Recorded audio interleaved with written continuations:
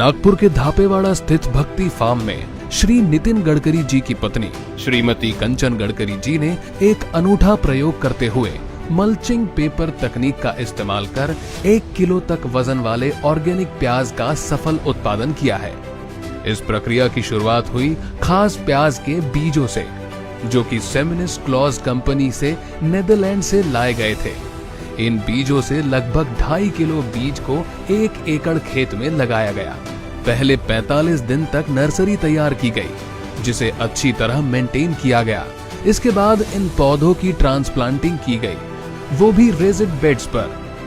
हर bed में double drip irrigation system बनाया गया, जिसमें पहले से बायो ऑर्गेनिक फर्टिलाइजर और बेसल डोज को बैग्स में भरकर सेट किया गया। अब बात करते हैं मल्चिंग पेपर की। ये एक 25 माइक्रोन की प्लास्टिक फिल्म होती है, जिसका एक तरफ का हिस्सा ब्लैक और दूसरी तरफ का सिल्वर होता है। इस पेपर को जमीन पर बिछाया गया और उसके ऊपर होल्स किए गए, जिनमें पौधों को रोपा गया। इस तकनीक के कई फायदे हैं। एक, जमीन की नमी को बनाए रखती है। दूसरा, खरपतवार यानी वीड्स को उगने से रोकती है। और तीसरा, मिट्टी के तापमान को संतुलित रखती है।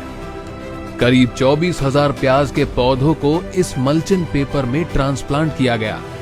इन सभी को ड्रिप इरिगेशन के जरिए माइक्रो और बायो न्यूट्रिएंट सप्लाई किए गए। पूरे जीवन चक्र के दौरान करीब 7 से 10% का मोर्टेलिटी रेट रहा, जो कि खेती के मानकों के अनुसार काफी कम है। बाकी पौधों ने जबरदस्त परिणाम दिए।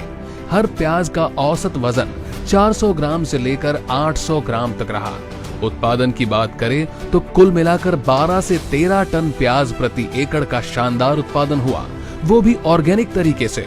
इस पूरी प्रक्रिया को एक सटीक SOP यानी स्टैंडर्ड ऑपरेटिंग प्रोसीजर के जरिए संचालित किया गया, जिसमें फर्टिलाइजर मैनेजमेंट, न्यूट्रिएंट सप्लाई और फसल के हर चरण में स्प्रेइंग आदि शामिल थे।